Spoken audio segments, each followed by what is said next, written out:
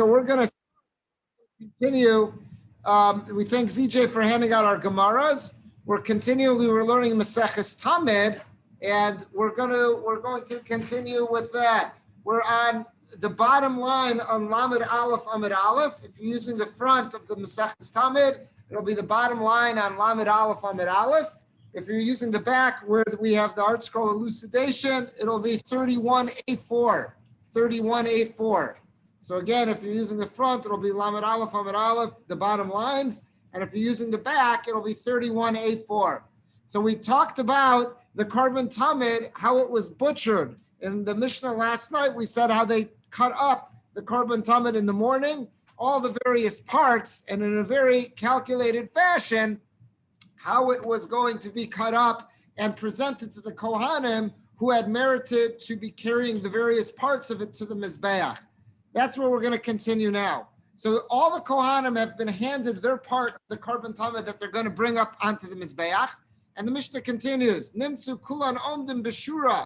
So all the Kohanim would stand in a row, and they held the limbs and the parts of the carbon tamid that had been butchered, they held them in their hand.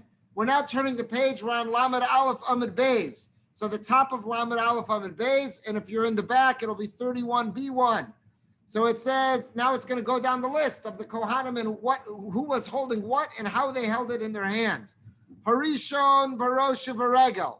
The first Kohen, the first in line, that was the most chashuv, that was the most important. He held both the rosh, the head of the lamb, and we said that it also had the fat cap, the pader. It had the fat cap was going to be over its neck, where it was shechted, where it was cut off the breast of the body. And he also had the ragel. The ragel was the right hind leg. Now the Mishnah is going to tell us how specifically he held it. Harosh b'yamino, he held the head, because that was the most chashuv part. He held it in his right hand, and it was chotmo klape zaro. Its snout was facing his arm. So imagine for a second that this Purell bottle is the head of the lamb. And let's say this is its snout. So he's going to hold it upside down with the snout facing his arm, meaning the neck is going to be facing forward. And that's what has the fat cap. The puder is on top of that. So when he comes to the Mizbeach doesn't look at the severed neck. The Mizbeach is going to see that fat cap that's on top of the severed neck. And he's holding it, it's upside down. How do I know it's upside down? You'll see this from what the Mishnah now says. It says, Karnav bein etzbosav. Its horns, remember this was a lamb, a male lamb. So its horns, it has little stubby horns, are going to be between his fingers. So meaning it's upside down, because here's the skull where the horn's protruding, it's through his fingers. Its snout is towards his arm, and its neck is facing forward towards the Mizbeach, and that has the fat cap, the pader was placed on top of that. That's what's in the right hand of the first Kohen.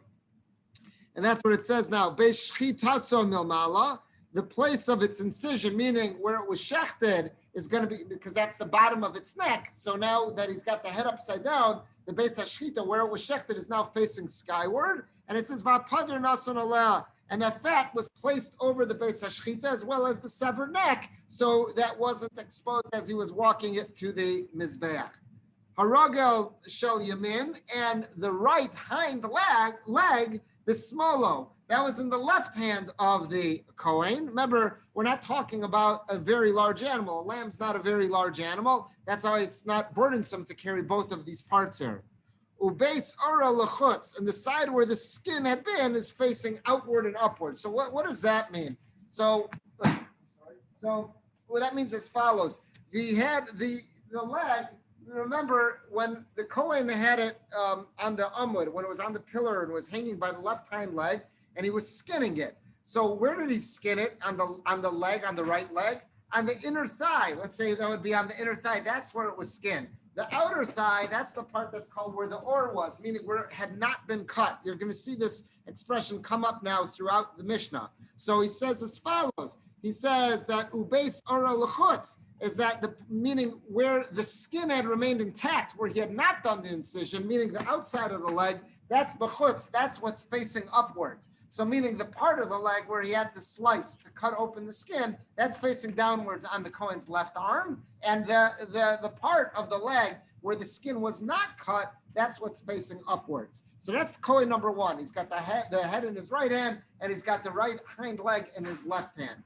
Kohen number two, Hasheni. What was the second Kohen carrying? Shtei Yadayim. He had the two front legs. Remember, those are called forelegs, but those front legs, meaning Yadayim, if you think about it in terms of a person stands on his legs, and arms are the Yadayim. So with this lamb, if the lamb were to stand on its hind legs, those are called Raglayim, and its front legs are called Yadayim, even though it's not hands. That's the expression. So the second Kohen is carrying the two hands. Shal Yamin B'Yamino, the right hand, meaning the right foreleg, is in the Kohen's right hand. V'Shal Smol B'Smolo, and the left, meaning the left front leg, which we call the foreleg, is in the Kohen's left hand. Ubeis Aron L'Chutz, and again, the part where the skin would have been intact, where he did not slice it to skin it. So that would be, let's say, the outer part, that is going to be facing upwards.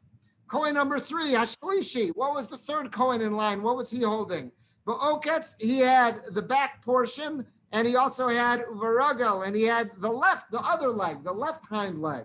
Ba'oketz b'yamino, so the back portion, that was considered more chashuv, so that would be in his Kohen's right hand. Va'alya meduldelas ben atzbosav, the fatty tail, meaning along with the back part, there was some parts, specific parts to it. The fatty tail, so if he's holding the back part in his right hand, the fatty tail is going to be is going to be hanging between his fingers. And it says, and we said about this when it was butchered, is that there was that appendage to the liver, and the two kidneys, that was together with the rump, with that back part.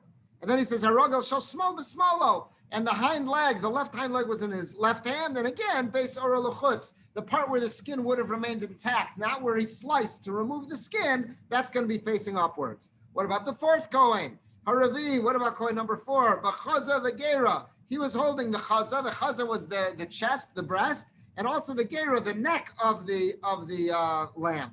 HaChaza b'yamino. Again, the chaza was more chashuv. So the chaza, the breast of the lamb, is going to be in his right hand. V'gera, and the neck, the smolo, is going to be in his left hand. What else? The tzalasav and shnei etzbosav. And when, again, in his left hand, where he was holding the neck, we said that he had left intact. He did not cut. There was too soft. The two first ribs on the lamb are not hard like bones, rather they're soft and movable, so they're going to be between his fingers on that left hand. Hachamishi, Kohen number five, B'shtei Defanos, he's going to have the two flanks of the lamb, the two sides. Shal Yamin Mimino, is that the right hand, the right flank is going to be in his right hand. Shal Smol B'Smolo, the left flank is going to be in his left hand. Again, Beis Ora L'Chutz, and the part where the skin would have remained intact, that'll be facing upwards and out. Kohen number six, Hashishi b'karvayim, Anusunim b'bozach. The sixth Kohen had the innards. That's the digestive tract, the kishkas. Now he's not going to hold those in his hand. That's not like a leg of lamb. So rather, that was in a bozach. A bozach was some kind of a basin. It was some kind of ceremony. One of the klisharis, one of the service utensils in the Beis Hamikdash. That's how those intestines were going to be carried to the mizbeach. Ukarayim al gabeim nomala, and the feet, because again, remember we said one of the first things that the Kohen did when he was butchering it was he cut off all the 4 feet, meaning from the ankle and down. So the 4 feet would have been placed on top of those kishkas, on top of the intestines. So there was in that basket. Now we're going to say about the 7th, 8th, and 9th Kohanim. Hashvi, Kohen number 7, he was not holding any part of the Tamid, rather basolas. He had the fine flour that was going to be part of the mincha offer. Every Tamid came along with a meal offering. So that he was going to carry the flour that was going to be used for that. Hashmini, Kohen number 8, was carrying the chavitim. We said that was for the Kohen Gadol. Every day, the Kohen Gadol had to bring, I believe it was a dozen chavitim, and they broke it up, half in the morning with the tamid and half in the afternoon with the tamid. That was a special type of mincha offering that was just for the Kohen Gadol. It was mixed with fine flour and oil, and it was baked together. So the Kohen Gadol didn't himself bring it, the Kohanim would bring it for him. So they would have the morning share, the half of it that was going to be brought in the morning. That would be Kohen number 8. And what about number 9? Hatishi b'yayin. Kohen number 9 was carrying the wine, because we know there was going to be libations. There was going to be nesachim with every carbon tamid. So that was going to be his role. So now you got 9 Kohanim lined up. And now that each one has what they need, they start off for the mizbeach.